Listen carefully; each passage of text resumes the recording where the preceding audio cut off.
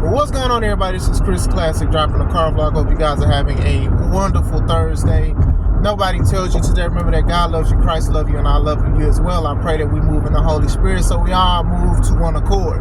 Sometimes we put our own understanding and our own thoughts in our way, and that's why we don't move in Christ, because we do put ourselves first. And we got to be careful with that. So I am praying for people. I'm praying for people to have a wonderful day. I'm just praying for people just in general. You don't even have to go through anything. Sometimes just praying for somebody, that's just like one of the best things you can do for somebody, is to just pray for their well-being and pray for their happiness and peace and the salvation that we have been given through Christ.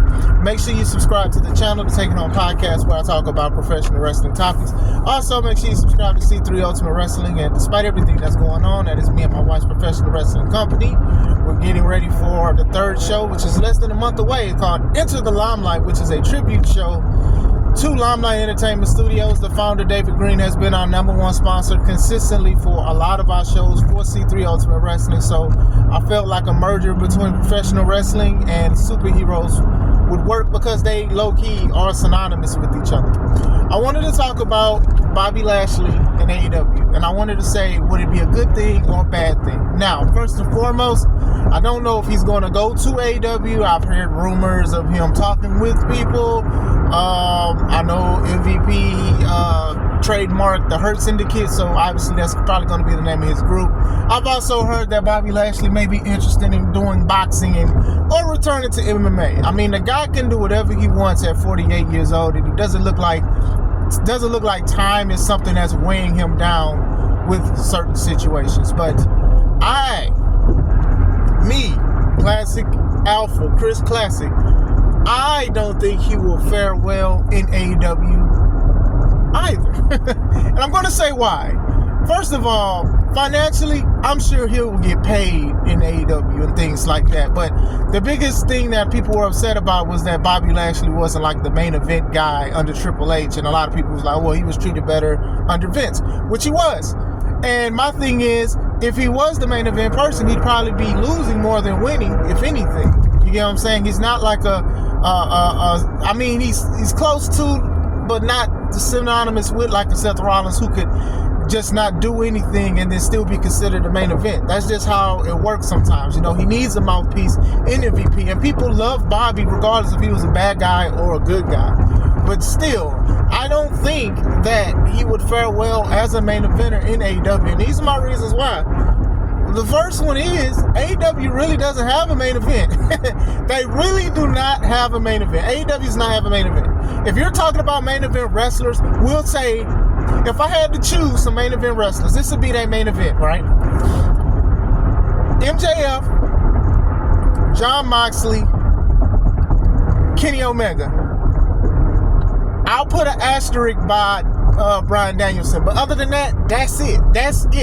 The reason why is because they have a lot of main events with people who aren't main eventers. So now that confuses a lot of people on what the heck's a main event. Sometimes the women's match would be the main event. Sometimes a grudge match would be a main event. Sometimes the main event is not even a world title at PLEs. They do these, well, pay-per-views according to AEW. They do these kind of things, and they do a lot of title eliminators, which is they're going against the person, and if the person wins, then they become the #1 contender. They do this a lot. So basically, they're already facing the champion. So they don't really have a like solid main event. They just keep pushing people up and then knocking people down. When Swerve loses a championship, I don't think they're going to have him as the main event stay guy. I just don't. They'll have him feuding probably for mid-card stuff and even going to ROH from time to time. I don't think they're going to do that. I mean, Jericho, who's a legend in his own right, he's doing something with Hook. And, you know, most of Jericho's storylines are self-centered around him. And maybe he'll go back. I guess you could put an asterisk by Jericho. So that's 5 people. And out of all of those guys, Moxley's not there, and Kenny is still healing from everything that he's going through. So you really don't have that. I'm just saying, they don't really have something. And even like now, like, to be honest, MJF as being the quote-unquote main event guy, he should low-key be the one feuding with Swerve Strickland right now, and not Bryan Danielson. I know Bryan Danielson is retiring and blah, blah, blah, blah, blah, and if he lose, cool, all that emotion, fine. But low-key, he should be, like, feuding with Will Ospreay. Him and Ospreay should have, like, at least 2 more matches or 1 more match. You know, these one-offs is what's killing AEW for me. It's what's killing me is that all of these one-offs, when you can literally have a good feud within 3 to 4 months. Swerve and Hangman literally was killing each other. That's a solidified feud, like a rivalry, like these dudes will never see eye to eye. That's one thing they did good. Wardlow and MJF, when Wardlow and MJF split, that was good. They have the potential, but they do one-offs, because I don't see Swerve as being a 2-time or multi-time world champion. And that's not saying that Swerve isn't talented. It's just the presentation that they've been doing. There is no main event. So y'all like, well, Bobby will be treated better in AEW. He'll be in the main event. I'm like, what main event? What main event? Will they have him challenge for the world title? Of course. But everybody challenges for the world title. Everybody challenges for the world title over at AEW. Everybody does. Or title eliminator. So there's little to no main event. And people will be like, oh, well, the company's been around for 5 years, blah, blah, blah. Give it time. How much time do we need? Y'all done had over 5 world champions. And how many of them are deemed the main event? Like, Jericho can do what he wants because of what he's done in the longevity or whatever, but MJF returned to go for basically a secondary title, and AEW has a lot of secondary titles, and he's had a great match with Will Ospreay, and they're going to have a great match this weekend. But I'm just saying in general, y'all had these guys come in, and I understand because people going to get mad if you just come out of nowhere, return, and go for the title, but MJF is an exception because he is a former world champion. So that's one. Another, AEW does not treat big men right. They do not treat powerhouses right. They don't give them good opportunities. They mistreat them. They don't know what to do with them. And actually, I don't even think that they don't know what to do with them. They just don't want to push the bigger guys. And I understand why. As a person that's been in the independent wrestling business for about 12 years, I know that usually the biggest driving point about not booking smaller wrestlers and making smaller wrestlers like top champions is because they're small and they can't really do much with the bigger guy. In theory, you're not even supposed to be throwing them around like you see on a lot of matches, which I hate, by the way. So now with the elite and these guys are relatively smaller, of course they're going to be like, okay, well, we're going to show that we can out wrestle the bigger guys. That is not a good way to do that because you have some talented big wrestlers that can wrestle and do great things. And if you present them as believable and powerhouses, that could be your main event. You need these heavyweight fighters to be world champions. You need to, because eventually people are going to look at your champion that may be small and being like, what the heck? Now, I'm not even saying that smaller wrestlers shouldn't be world champions. I'm not saying that at all, or top champions. I'm not saying that at all. But it's all about the presentation. If I'm looking at guys like Bobby Lashley, who's like 6'3", or Lance Archer, who's almost 7 foot, or Wardlow, or Hobbs, and then these guys is just losing left and right, and then all of a sudden a guy that's like half my size comes out with a belt, I'm going to say something. And a lot of people who aren't fans, they say that. This is your champion? You know, this is an image business as well. Like, I know a lot of people like to try to steer clear away from it, but it is an image business, and sometimes the presentation has to be there. You know, Eddie Kingston, for example, a guy that a lot of people love, and he's basically like the mouthpiece for AEW. The guy's getting paid to just be himself, but he has a gut. He doesn't look like a wrestler at times, and I know he gets mad when people say it because he wants to fight people who talks about it. But in the long run, it's kind of right. It's to a point. It's kind of right when you look at him. So with Bobby has one of the best like built bodies for wrestling or even combat sports. They're not going to do that. I don't think they're going to give Bobby that opportunity. They didn't give it to Wardlow. They didn't give it to Hobbs. They didn't give it to Hobbs. And these guys are TNT champions, but who hasn't been a TNT champion? Because there's no main event. There's dang near no mid-card. It's just a shuffle. It's just remember that iPod or whatever, the iPod shuffle, the little small one you can shake it. That's what AEW does with their roster. So they don't even book big guys like that. Wardlow should be a world champion. He should have been a world champion. The thing that they did with the Powerbomb Symphony and him breaking up with MJF was good television. Even when he came back from injury and y'all put him with the Undisputed Kingdom, which y'all shouldn't have did, he did a promo against Samoa Joe, and people thought he was going to beat Joe, but then Joe beat him. Joe is the only exception for being a big dude that's being pushed, but look at Joe. Joe will lose to anybody and won't lose nothing. Samoa Joe is a legacy character at this point, which means it doesn't matter what happens to him, he's not going to lose any shine, any spark, any value. He's not going to. So, and Samoa Joe's one of my favorite wrestlers, by the way, but he's the exception, just one exception. And who knows?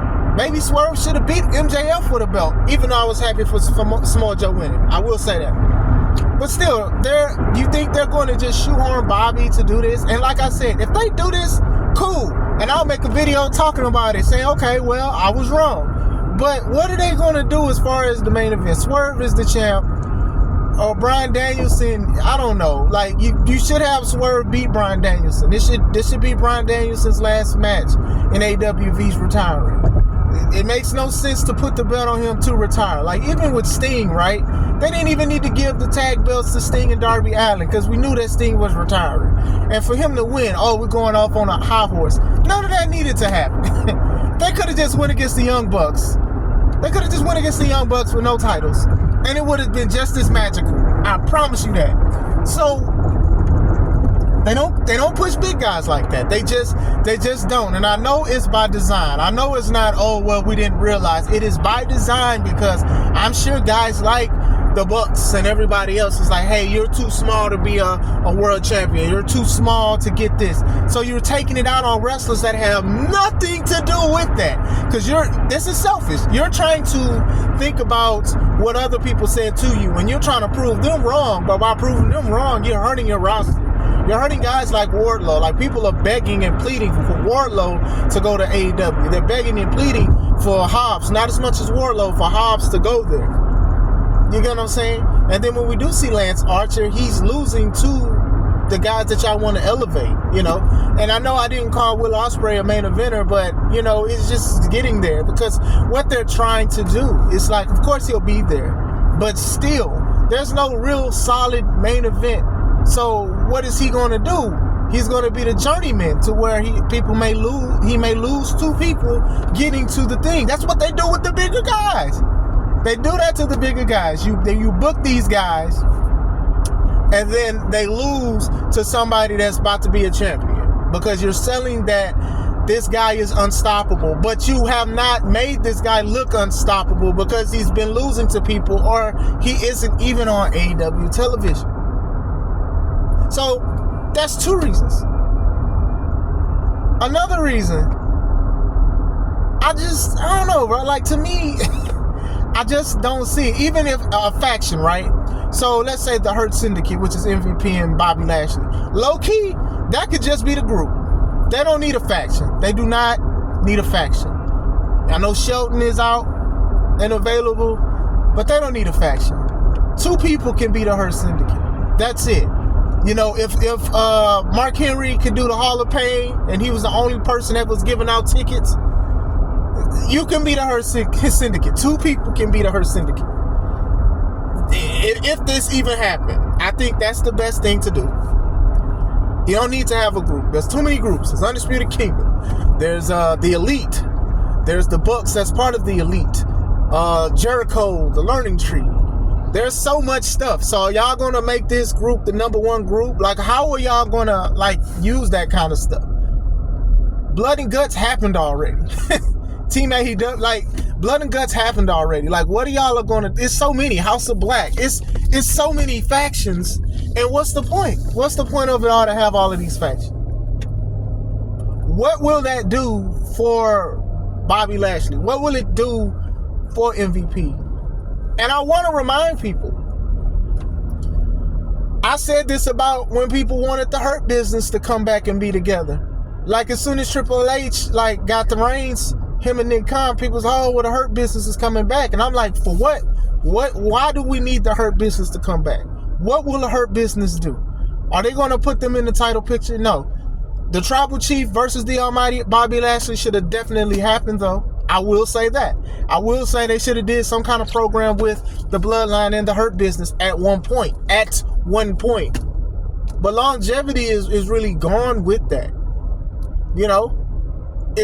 I'm interested to see what they'll do, but I don't think that stuff will be popping like that in AEW like that. I just don't. I'm not even talking about the race thing. It's honestly, I'm sick of talking about that because, the proof is in the pudding. And I ain't talking about Bill Cosby, but I eat that pudding, that man got you. But anyway, it's all jokes.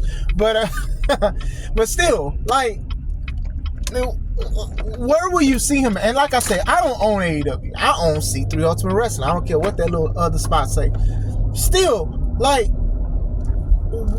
and I do hope that if he does, anywhere he goes, I hope he is elevated because I think he deserves it. I think he has a legendary wrestling career in WWE and even he was in TNA. So if TNA does a Hall of Fame and they induct him in that's cool. The guy is a veteran. He's been killing it. He's been doing good things.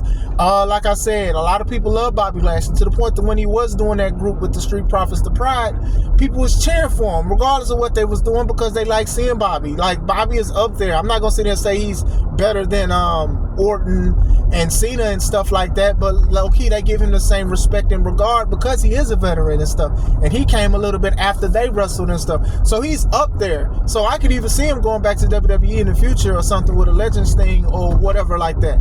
I could see that, in WWE. I just feel like they didn't really have much for him because they didn't really need him, and that kind of stuff happens in wrestling. It happens. Sometimes I can't when I was booking, I can't book everybody and stuff like that. So salute to them people that's doing it now, because it was very difficult at a point to being like, dang, I can't book this person or something like that. I gotta bring somebody new in. So it's a whole process. Everybody can't wrestle every week. And mind you, I was doing shows every 3 to 4 months for C3. And you can't book everybody sometimes. Sometimes it just doesn't work. And I think it just fell on Bobby. And people like, well, you can find him something to do. And it's like, everybody says that, and either they don't have the company or they just biased with it. You can, maybe he'll be back. Like I said, if he shows up to AEW, I will be watching. I will be hoping good things and great things happening to him. But I do think these are like 3 reasons why I don't think he'll be that top guy that y'all want him to be, that I would even want him to be. 1, there's little to no main event in AEW. 2, they don't care to book big guys and heavyweights like that. 3, making a whole faction I think would be a waste of time, honestly. I just think that it's not sufficient. It won't do that well because, everybody was happy when what's his name in AEW? Malachi Black. He had his group with his homie Brody King and Buddy Matthews and Julia Hart as far as the Heart of Black. House of Black. That's what it is. I don't know why I was saying Heart of Black. Everybody love that because everybody love Malachi Black. And then look at what they do. They bounce back between trios, singles competitions, and all of that stuff. Like Malachi just had like a singles match against Edge a couple months ago. We ain't gonna talk about that match no more. But still, I'm just saying in general. People want the best. I want the best for stuff, but sometimes you got to think with logic sometimes. And like I said, I don't mind being wrong if I'm wrong. Hopefully they show something that I didn't announce or I didn't speak about. But nah, if he goes, cool. If not, cool. I'm sure he can do a lot of stuff. He can go to independent. If he goes to the independent, they're going to make him the main event for a lot of companies. There's a term called belt collector that a lot of us say when a lot of wrestlers get released, especially from like WWE, they go wrestle on the independents, and independent companies literally like throw their belts at them. Here, you could be my world champion. And then sometimes these wrestlers, they be having like a suitcase full of like 6 belts because they're champions everywhere else. The independents will definitely treat you like a main event. I personally wouldn't do it because if you are a person that don't even live out here and you live like in LA, I'm not about to just bank on flying you out, you getting flued out, and you may not make the booking because you decide that you want to defend the belt on another company that has the same day I will. I don't do it. I won't do it. It's a no-no for me. Congrats to your success if you can do that. But it's a no for me, big dog. It's definitely a no for me, big dog. But what do you guys think? Do you guys think that he will flourish? Do you guys think he will be great? Because like I said, financially successful, of course, they will throw bank at that man. They'll throw bank at MVP if he shows up. But what do you guys think? Do you guys think he'll be a good fit in AEW or he wouldn't? Let me know. I hope you guys have a wonderful day. This is Chris Classic. Let's take it home.